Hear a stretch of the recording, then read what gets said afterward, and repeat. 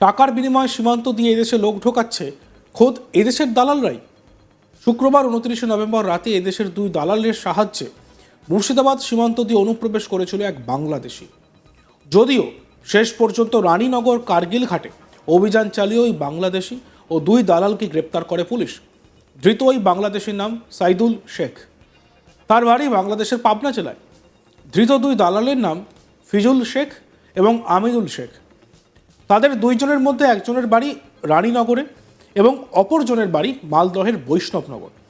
Police সূত্রে জানা গিয়েছে, সোর্স মারফত খবর আসে যে রানীনগরের কার্গিল ঘাট দিয়ে এক বাংলাদেশি এদেশের মূল ভূখণ্ডে প্রবেশ করেছে। তারপরেই ওই এলাকায় পুলিশের একটি টিম নজরদারি শুরু করে।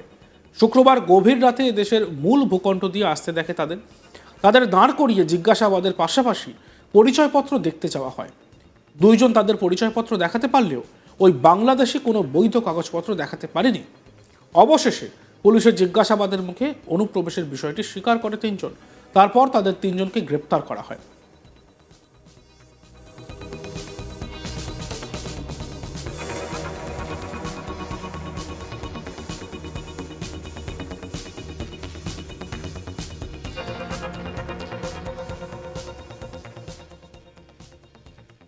রানীনগর থানার এক পুলিশ আধিকারিক বলেন, ওই দুই দালাল টাকার বিনিময়ে এদেশে অনুপ্রবেশ এবং অন্যান্য সহযোগিতার আশ্বাস দিয়েছিল।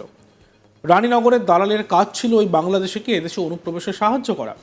মালদহের দালালের দায়িত্ব ছিল পরে তাকে কেরলে কাজের ব্যবস্থা করে দেওয়া। তবে এটাই প্রথম নয়, বেশিরভাগ সময় এভাবেই ভারতীয় দালালদের সাহায্যে এদেশে আসে বাংলাদেশি অনুপ্রবেশকারীরা এবং তাদের গন্তব্য থাকে দক্ষিণ ভারত। সেখানে তারা এদেশের পরিযায়ী শ্রমিকদের সঙ্গে মিশে কাজ করে। মাস দুয়েক আগে বাংলাদেশে ফিরে যাওয়ার সময় রানীতলার পুলিশ 41 জন বাংলাদেশিকে গ্রেপ্তার করে। প্রসঙ্গত, বাংলাদেশে শেখ হাসিনা সরকারের পতনের পরই সেদেশে কার্যত অশান্তির পরিবেশ তৈরি হয়। নোবেলজয়ী অর্থনীতিবিদ মোহাম্মদ ইউনূসের নেতৃত্বে বাংলাদেশে অন্তর্বর্তী সরকার শাসকের কুর্সিতে বসলেও পরিস্থিতির বদল হয়নি, বরং সংখ্যালঘু হিন্দুদের ওপর দিন দিন অত্যাচারের পরিমাণ বাড়ছে বলেই অভিযোগ। হিন্দুদের মন্দির ভাঙচুরের ঘটনা, দোকান বাড়ি লুট, অগ্নিসংযোগের ঘটনাও রীতিমতো ঘটেছে বলে অভিযোগ। আর এই পরিস্থিতিতে অনেকেই দেশ ছেড়ে এবার বাংলা থেকে অর্থাৎ ওপার বাংলা থেকে এপার বাংলায় অর্থাৎ ভারতে চলে আসতে চাইছেন। দেশ ছেড়ে অনুপ্রবেশের ঘটনায় উদ্বিগ্ন ভারত সরকারও। সীমান্তগুলিতে কড়া নজরদারির ব্যবস্থা করা হয়েছে, কিন্তু তা সত্ত্বেও অনুপ্রবেশ পুরোপুরি যে রোখা যায়নি এই ঘটনায় তা আবার প্রমাণিত হলো। আর এই নিয়ে আমাদের প্রতিনিধি গোপাল ঠাকুরের প্রতিবেদন আমরা দেখব।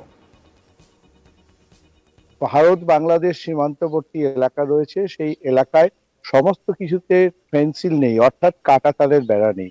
একদিকে যেমন গঙ্গা নদী রয়েছে, অন্যদিকে পদ্মা নদীও রয়েছে।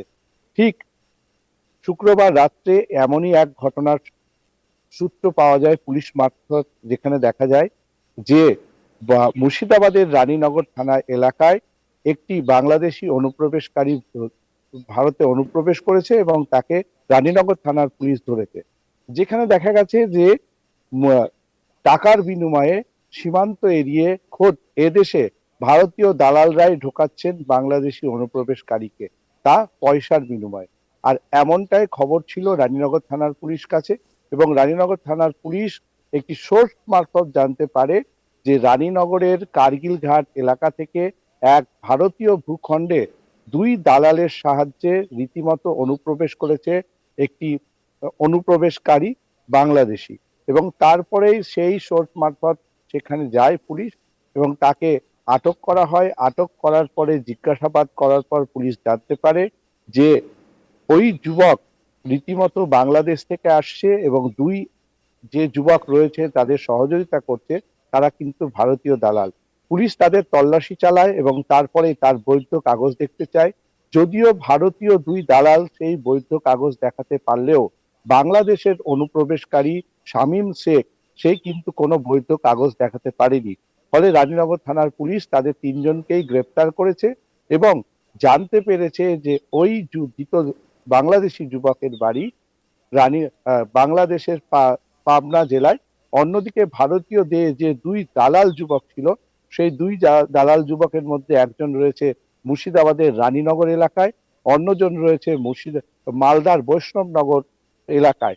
এবং মূলত টাকার বিনিময়ে এই যুবককে ভারতে অনুপ্রবেশ করানো হচ্ছিল, যা পুলিশ তার সূত্র অনুযায়ী জিজ্ঞাসাবাদের পর আমাদের তথ্য দিয়েছেন, যেটা থেকে আমরা জানতে পেরেছি যে মুর্শিদাবাদের রানীনগরের যে ধৃত যুবক সেই দালালের কাজ করছিলেন এবং এই দালালের যে দায়িত্ব ছিল তা ছিল ভারতে প্রবেশ করানো। অন্যদিকে বৈষ্ণবনগরের যে দালাল যুবক ছিল তার দায়িত্ব ছিল সেই বাংলাদেশি যুবককে ভারতের দক্ষিণ খণ্ডে অর্থাৎ দক্ষিণ ভারতে পৌঁছে দেওয়া এবং তারপরে সে তার ভারতীয় যে পরিযায়ী শ্রমিক রয়েছে তাদের সাথে মিলে সেখানে কাজ করা। শুধু এই ঘটনা নয়, বিভিন্ন ক্ষেত্রে আমরা দেখেছি মুর্শিদাবাদের বিভিন্ন এলাকায় অনুপ্রবেশকারীরা রীতিমতো বাংলাদেশ থেকে প্রবেশ করছেন এবং প্রবেশ করার পর তারা ভারতের বিভিন্ন খণ্ডে বিভিন্ন জায়গায় কাজে ছড়িয়ে যাচ্ছেন এবং তারা ভারতে মিশে ভারতের যুবকদের সাথে বিভিন্ন জায়গায় কাজ করছেন এবং তাদের জীবিকা নির্বাহ করছেন। এবং ভারতের এবং বাংলাদেশ সীমান্তবর্তী যে এলাকা, বিস্তীর্ণ এলাকা, কখনো কোনো জায়গায় ফাঁকা জমি রয়েছে যেখানে কাঁটাতার দেওয়া নেই, অন্য জায়গায় নদী অর্থাৎ গঙ্গা নদী, অন্যদিকে পদ্মা নদী। এই গঙ্গা এবং পদ্মা নদীর মধ্যবর্তী যে জিরো পয়েন্ট রয়েছে সেই এলাকাগুলোয় অনেক ক্ষেত্রে চর জমেছে এবং মূলত এই যে বর্তমান যে শীতকাল, এই শীতকালের সময়টায় অদৃশ্য এরিয়াকে যে এলাকা হয় সেই অদৃশ্যটাকে কাজে লাগিয়ে কুয়াশার আড়ালে রীতিমতো শীতকালে কিন্তু বহু অনুপ্রবেশকারী ভারতে প্রবেশ করেন। এবং আর এক দিক যদি দেখা যায় তাহলে পাটের চাষ যখন হয়, মূলত পাট চাষের যে ঘন জমি, বড় বড় যে নিবিড় ঘন জমি হয়, সেই জমির মধ্যে দিয়ে কিন্তু খুব সহজেই রাজ্যের পুলিশ এবং সীমান্তবর্তী বিএসএফ এরকে এড়িয়ে এই অনুপ্রবেশকারীরা ভারতে প্রবেশ করেন এবং পরবর্তী ক্ষেত্রে ভারতের বিভিন্ন এলাকায় তারা ছড়িয়ে ছিটিয়ে যান। এবং অনেক ক্ষেত্রে দেখা গেছে যে এই অনুপ্রবেশকারীদের মধ্যে কখনো কখনো বাংলাদেশি যে জামাত গোষ্ঠী বা বাংলা ভাই, এই গোষ্ঠীর লোকেরাও কিন্তু অনেক সময় গোপন সূত্রের গোপন বিভাগের হাতে কিন্তু ধরা পড়েছেন ভারতীয় বিভিন্ন ভূখণ্ড থেকে। তারা কিন্তু মূলত ভারতের এই সীমান্তবর্তী এলাকার অনুপ্রবেশের মাধ্যমেই অবৈধভাবে কিন্তু তারা ভারতে প্রবেশ করেছেন এবং এই অনুপ্রবেশকারীরাই যে কোনো সময় বাংলাদেশের বর্তমান উত্তাল পরিস্থিতিতে কিন্তু ভারতের নাশকতার ছক কিন্তু ঘটাতেই পারেন, যা নিয়ে আশঙ্কা প্রকাশ করেছেন রীতিমতো রাজনৈতিকবিদ থেকে আরম্ভ করে নানান সমাজের বিভিন্ন শ্রেণীর মানুষেরা।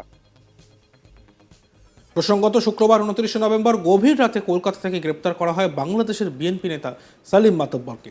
গভীর রাতে অভিযান চালিয়ে কলকাতার একটি হোটেল থেকে তাকে গ্রেপ্তার করে পার্ক স্ট্রিট থানার পুলিশ। দেখতে থাকুন আজ তাক বাংলা, সাবস্ক্রাইব করতে ভুলবেন না।